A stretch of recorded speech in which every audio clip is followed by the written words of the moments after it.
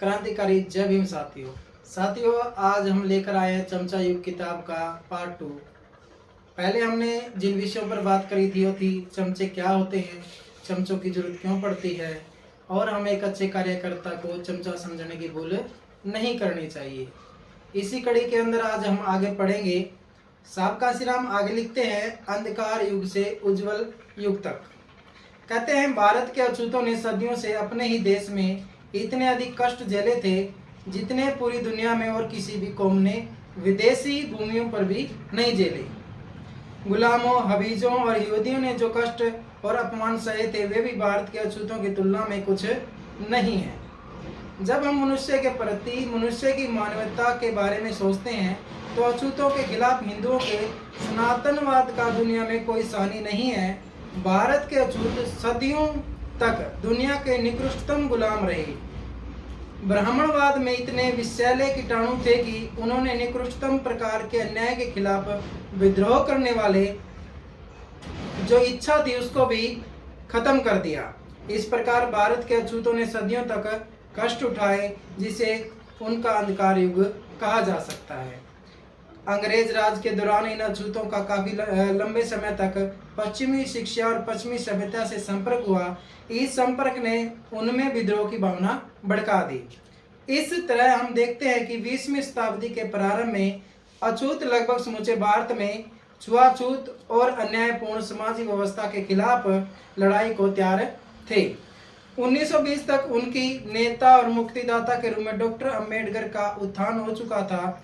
10 वर्ष के भीतर उन्होंने दलित की बात 1931-32 के दौरान इंग्लैंड में संपन्न गोलमेज सम्मेलन तक पहुंचा दी। इन 2 गोलमेज सम्मेलनों के दौरान उन्होंने अछूतों के खिलाफ सफलतापूर्वक संघर्ष किया। इन 2 गोलमेज सम्मेलनों के दौरान उन्होंने अछूतों के लिए सफलतापूर्वक संघर्ष किया। उनके लिए तमाम तरह की सुरक्षा प्राप्त कर ली, विशेषकर पृथक निर्वाचक मंडल के रूप में राजनीतिक सुरक्षा।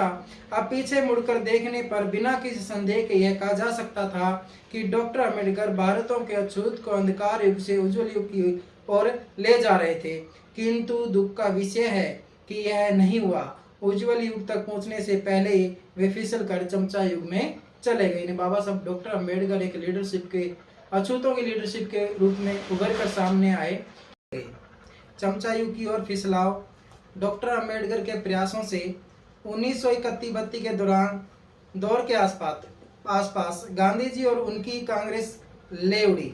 डॉक्टर अम्बेडकर भारत के अछूतों को अंधकार युग से उज्जवल युग में ले जाने के लिए संघर्ष कर रहे थे, किंतु गांधी जी और उनकी कांग्रेस की योजनाएं कुछ और ही थी। गांधी जी देश को चातुर्वर्ण्य पर आधारित अपने धर्म के अनुसार चलाना चाहते थे।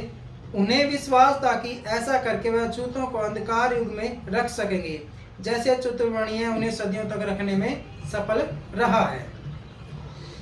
इस तरह की योजना लेकर गांधी ने दलितों को कोई भी सुरक्षा दिए जाने के खिलाफ जी जान से संघर्ष किया। गोलमेज सम्मेलन के दौरान उन्होंने इंच दर इंच अंत तक संघर्ष किया, यहाँ तक कि उन्होंने अछूतों के प्रति शत्रुता के लिए मुसलमानों की सभी मांगों को मान लिया, किंतु दलितों का संयोग रहा कि मुसलमान नेता इसके लिए सहमत नहीं हुए।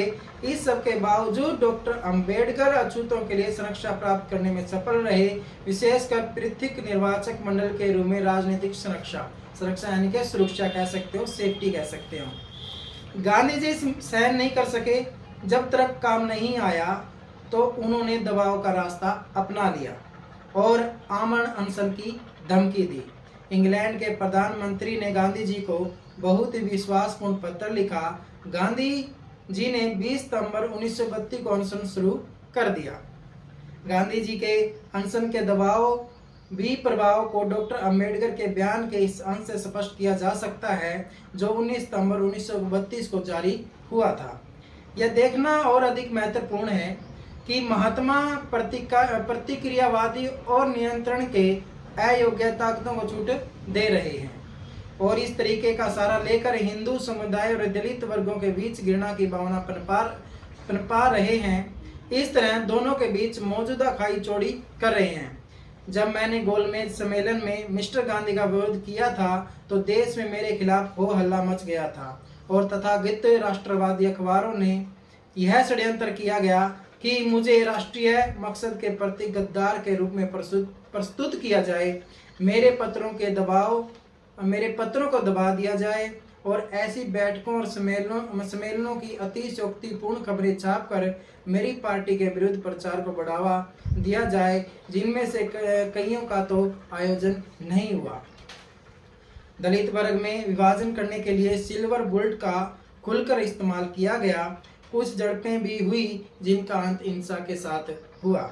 यदि महात्मा नहीं चाहते कि बड़े पैमाने पर यह सब दोहराया जाए तो भगवान के वास्ते वे अपना निर्णय पर फिर से विचार करें, विध्वंस परिणामों को टालें।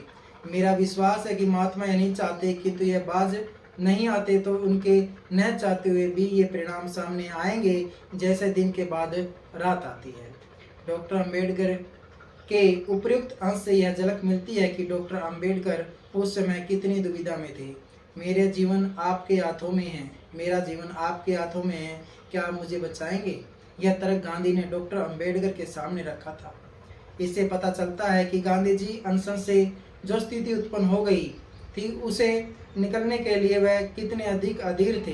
डॉक्टर अंबेडकर और गांधी दोनों के ही सामने उस समय ऐसी दुविधा थी और दोनों ही उस स्थिति से निकलने की उत्सुकता थे। इस तरह हिंदुओं की अरुचि और अछूतों की अनिच्छा के चलते पुनः समझौता को दोनों पक्षों ने मान्यता दे दी और उसे भारत अधिनियम में सम्मिलित कर लिया गया। भारत सरकार के अधिनियम में सम्मिलित कर लिया गया। पुनः समझौता में अछूतों से तृतीयक निर्वाचक मंडल छीन लिया गया, उन पर संयुक्त निर्वाचक मंडल थोप दिया गया। इसका प्रभाव को समय बाबा साहब डॉक्टर अम्बेडकर ने बहुत अच्छे ढंग से स्पष्ट किया है। संयुक्त निर्वाचक मंडल और आरक्षित सीटों की उस व्यवस्था में सब कुछ और भी खराब होगा जब हम पुनः समझौता की शर्तों के अनुसार चालू हो जाएंगी। यह महज अटकल नहीं है। पिछले चुनाव में सिद्ध हो गया कि अनुसूचित जातियों को एक संयुक्त निर्वाचक मंडल में पूरे तौर पे मताधिकार विहीन किया जा सकता है। होनी तो हो गई। पुनः समझौता ने अनुसूचित जातियों को पूरे तौर पर मताधिकार विहीन कर दिया है और इस तरह उन्हें चमचा युग में धकेल दिया गया है।